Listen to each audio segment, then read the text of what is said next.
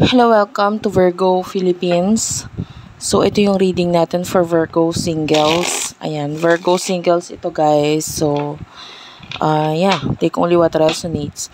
Sa mga hindi pa nakaka-subscribe, pa-subscribe na lang ha. Pa-comment na lang dyan sa baba. Sobrang ma-appreciate ko yung comments ninyo, likes ninyo. Okay, maraming salamat po. Start na natin ang reading. This is for Virgo singles. Sun, Moon, Rising, Venus, Jupiter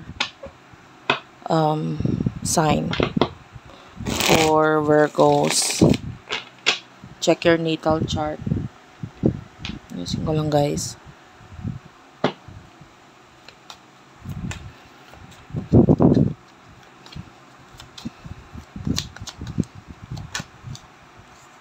You do have your King of Pentacles,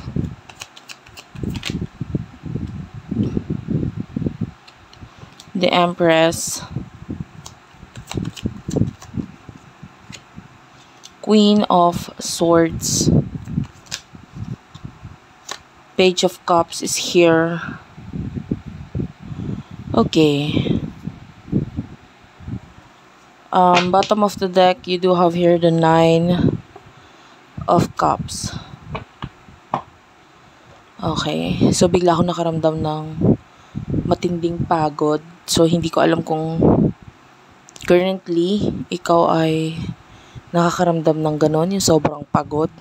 Or maybe galing ka sa trabaho, galing ka sa may ginawa ka na something na nakakapagod. Or yung iba sa inyo, pwedeng masama lang pakiramdam mo.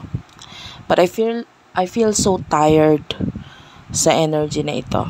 Okay. King of Pentacles, the Empress, Queen of Swords, Page of Cups. Well, I really do like yung pagkaka-line up ng iyong cards, no?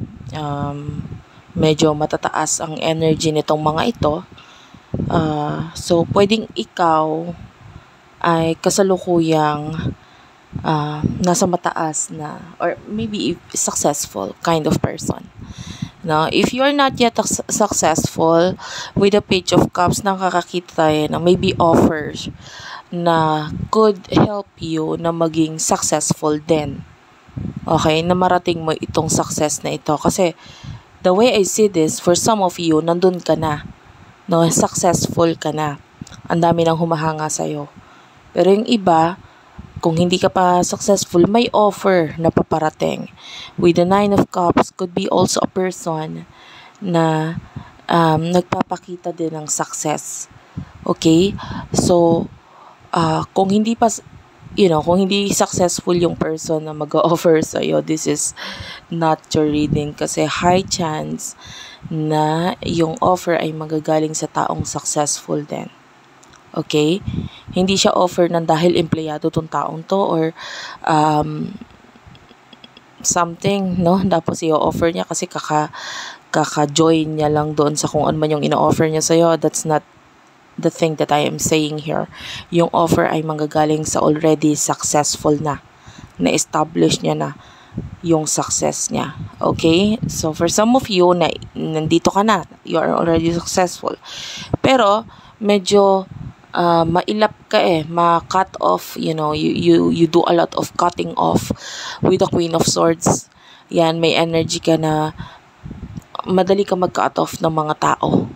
Friends, families, madali sa yung i-cut off itong mga ito.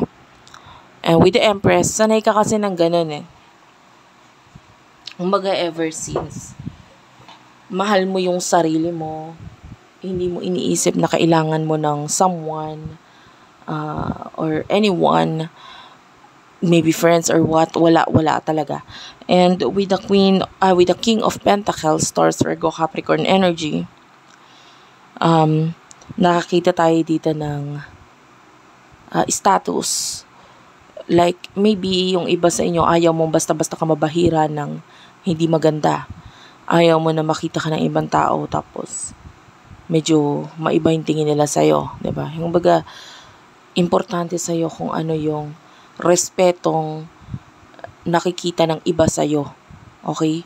So, as long na ganun ka, nandun ka sa point na wala ka munang pakialam sa iba, Masasabi natin ganun eh, kasi sa totoo lang ngayon, ang mas pakialam mo sarili mo eh. Diba? Okay lang. Okay lang sa'yo. Kahit wala kang kaibigan or what, no? And anyway, ano yung naghihintay for you? Paparating para sa'yo. For Virgo singles, please. Some of you could be workaholic.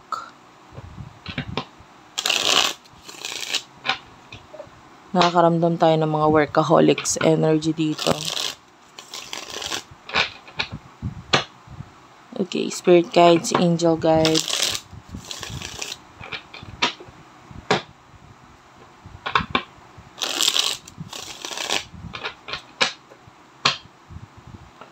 Okay, sobrang nakakapagod talaga ang energy, guys.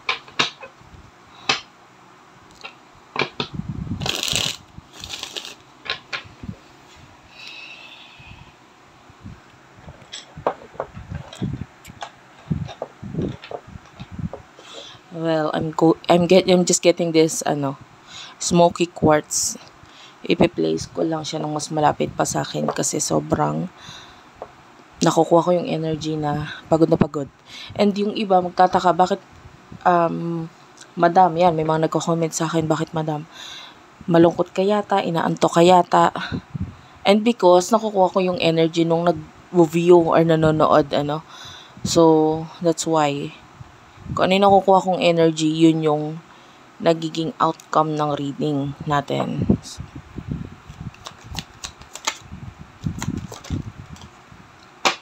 Okay, you do have here the Two of Pentacles. So, ito hindi na ako nagtataka kung bakit ganyan yung attitude mo. Kumbaga, meron kang mga priorities. Diba?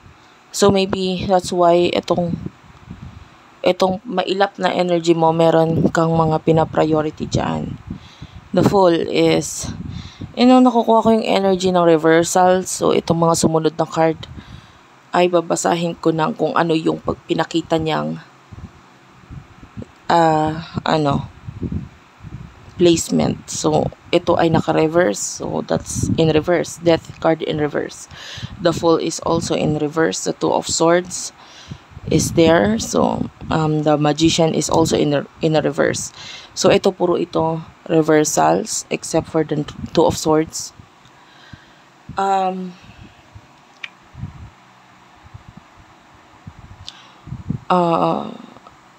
And also major arcanas itong nagpakita with the Full, Death card, and the Magician. So, ito yung nakikita nating paparating sa'yo. Still yung pagka-cut off na dun pa rin. Sabi ko nga, maraming bagay or tao sa paligid mo. May nakukuha akong energy na may dumadating, may umaalis, alam mo yon sa buhay mo. Pero dito sa case na ito, may dumadating, hindi pa man din nakakarating, kina-cut off mo na. Ganun kakagaling mag-cut off ng tao sa buhay mo.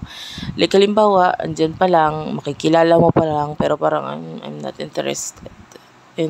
Maybe for some of you, matagal ka ng single. That's why parang yung energy mo, hindi ko naman na kailangan. Parang sanay naman na ako maging single. So anyway, with the Fool, I don't see you na nagtitake ng risk sa something. Hindi ka nagtitake ng risk sa something. Like maybe we're talking about love dito sa part na ito.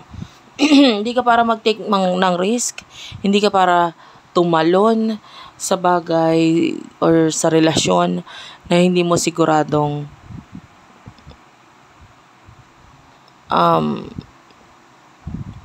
yung iba kahit wala pang isip-isip na sigurado naman yan. Walang ganun eh. Talagang ika-cut off mo lang. Hindi ka lang willing mag-take ng risk ngayon. And with the Magician, I do feel like pagdating sa love, hindi ka na na-entertain. Wala na yung pakialam mo talaga pag na-notice pagdating sa love. May mga new person na dumadating, but then, hindi ka na natutuwa or hindi ka na entertain sa kanila. Okay, so with the death card, Scorpio energy, well, I do feel like hindi ka nagkakaroon ng new beginnings pagdating sa love. Because, ito sa part na ito, more on love eh. Why? Because, money, okay naman, ang pinapakita. Like, na-manage mo pa rin naman ng maayos ang iyong finances. May mga dumadating na magagandang opportunity sa'yo pagdating sa finances. And maganda yon. And, pagdating lang talaga sa love, medyo, nakakarinig nga ako ng parang word na ligwak. Ayan, ligwak pagdating sa love. And with the death card in reverse, yeah, I can see also for some of you may kakonect pa in the past wherein hindi pa natatapos. Pwedeng tapos ng it's like nakapos lang siya, nakapahinga lang siya, pero hindi pa siya totally nag-e-end. Okay, so that's with regards to past connections. And tell me about the death card in reverse, please. This is regarding the past. Let's talk about your past. Yeah, you do have here the devil. And it's in reverse. It's in reverse. Ito. King of Cups is at the bottom of the deck. So, nakukuha natin na one of you doon sa past energies are still feeling a lot of love here with the King of Cups. So, nakakakita tayo. Pero, nandun din yung energy na parang unwelcome or hindi welcome. Okay? And I don't know if that's your person na hindi siya welcome sa'yo, sa buhay mo, or ikaw ito na hindi welcome sa buhay niya. So, that's why hindi pa natatapos yung connection. And also, at the same time, we do have the star, pero nandun pa rin yung paghahangad at pagkagusto sa past na yan. Like, ito yung wish fulfillment. Okay. Nung sino man sa inyo, hindi ko masabi if that is you or your past person. The devil is in reverse, the moon is in reverse, the 3 of cups is upright. So, nakakita tayo dito na reconciliation between the two of you. If you're hindi ko sinasabing may kakonek kang past. Kung sino lang sa inyo ang may kakonek pang past, still there's a reconciliation happening here. Or will happen, may paparating na reconciliation sa inyong dalawa.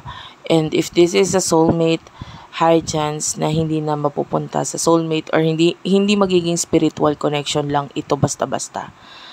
Kasi meron tayo soulmate na parang spiritual connection, pero maaaring in the near future matatapos yung spiritual connection ninyong dalawa. The devil, someone here is tinatry niya yung best niyang wag maging masama or hindi maging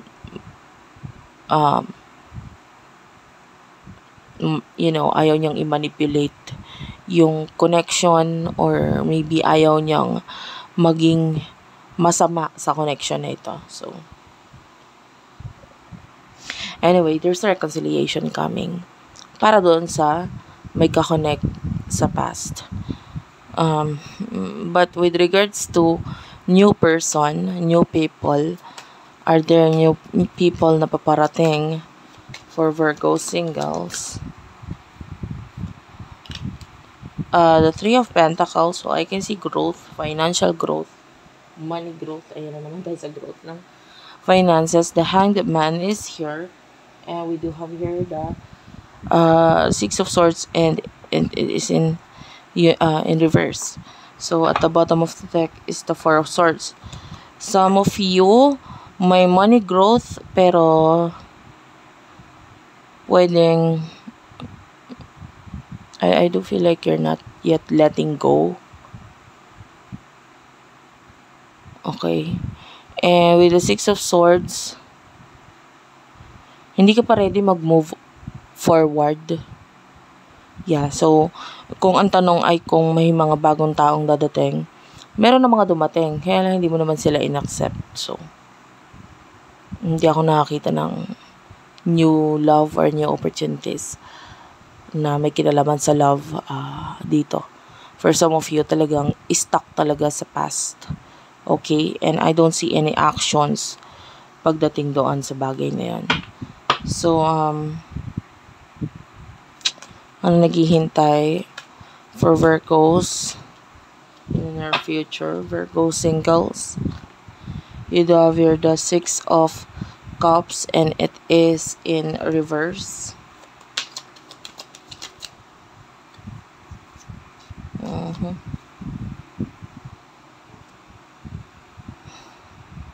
Two of Wands in reverse.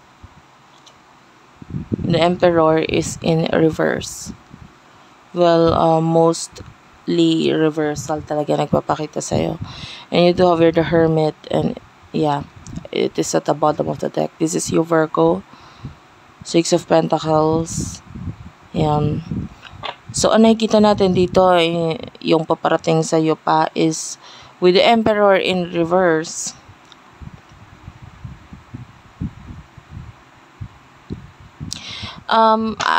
Yung iba sa inyo pwedeng maalis ka sa pwesto, sa posisyon.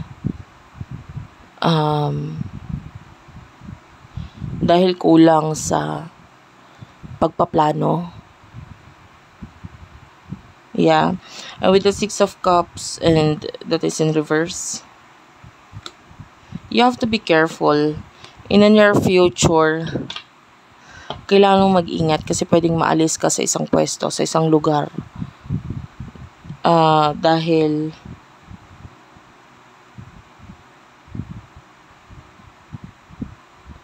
pwedeng hindi ka kulang sa actions, kulang sa pagpaplano. Tell me about this. Tell me more. Okay, at the bottom of the deck is the Ten of Pentacles. King of Wands is in reverse. So, nakukulangan tayo dito ng communication, honesty.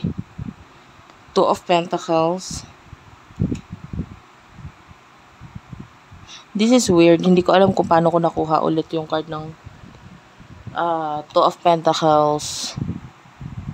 Page of Swords is here also. So, ang energy is parang kailangan tanggalin mo na yung isa.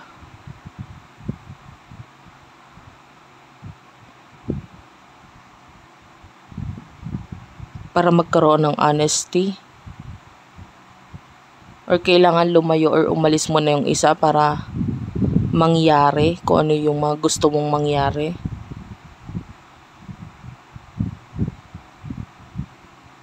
For some of you, ang connection na ito ay patungkol din sa love. For some of you, yung kakonect mo, pwedeng may kakonect pang iba.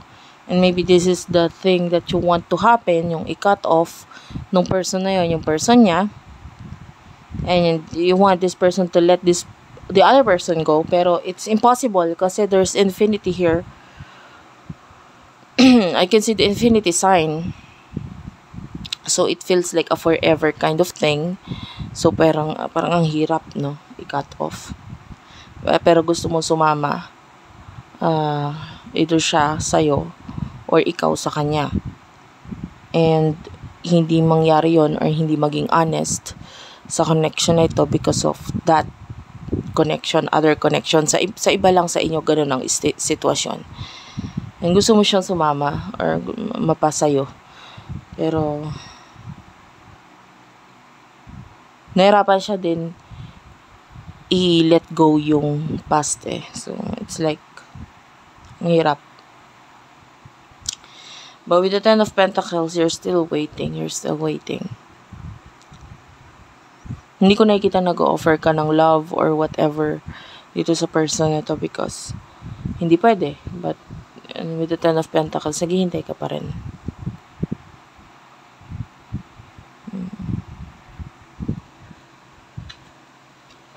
Okay, so for some of you, na ganun yung situation, ano yung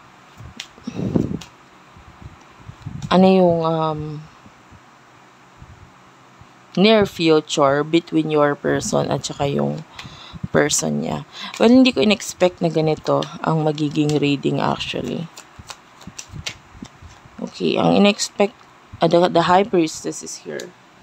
So, ito yung regarding sa kanya at saka sa other person na involved. Could be dealing with someone who is a soulmate kind of energy. The Lovers, and it is in reverse. Ito ay para sa future ng person mo and then ng person niya. Temperance is in reverse, and we do have here the Wheel of Fortune.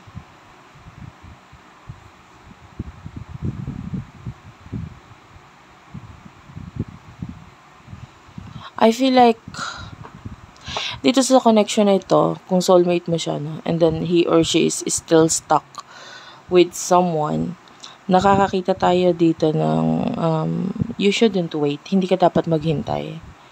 Dapat this is your soulmate. So, hayaan mo na lang yung divine timing na mangyari. If he or she is really for you, mangyayari yan sa inyo sa tamang panahon. Hindi mo kailangan maghintay. No? And just, tanggalin mo lang yung connection ninyo. Just let go. Kasi, tsaka lang mangyayari yung big change na gusto mong mangyari. Kung gagawin mo yon. The Ace of Wands is in reverse, so I don't see any new beginnings. No new beginnings sa inyong dalawa. Kasi magdudulot ito ng kalungkutan sa'yo, no? Because maybe, with the Eight of Swords, nananatili siyang Eight of Swords, which is pagiging stuck sa sitwasyon. So, if you're dealing with someone, stuck pa rin siya sa situation niya. The Three of Swords, hindi siya magle-let go. Yeah, can you see that? This is the Four of Pentacles. Kung makikita mo, that this unicorn is holding the other pentacle kumbaga niyayapos niya or hinuhulog. Maybe nagkaroon ng na-manage na tanggalin or matanggal. Minsan nang nagkaroon ng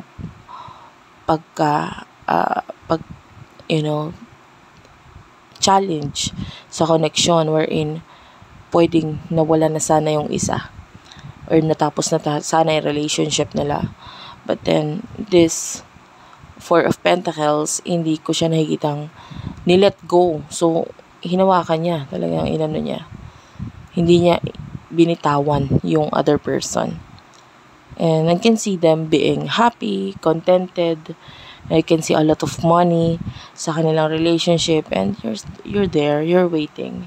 I mean, I feel like yung spirit guides mo and also your angel guides are also there with you na nagsasuffer, nalulungkot din sila sa kinahinatnan ng connection na ito because hindi nagkaroon ng chance sa inyo. Okay, so I feel like nagkaroon once but then hindi siya nagtuloy-tuloy. So, yun yung nakikita natin yung future sa connection na ito. So anyway, I really do feel tired. Thank you for watching. Sana nakarelate ka, nakaresonate ka. Sobrang napagod ako doon sa energy mo. But hopefully, nakuha mo yung reading para sa'yo. So yun nga, yung advice is to let this person go and then just wait. Don't wait pala. Don't wait. Focus on your life. Focus on yourself. And then, kung para sa'yo talaga. Thank you for watching. I love you all and bye-bye.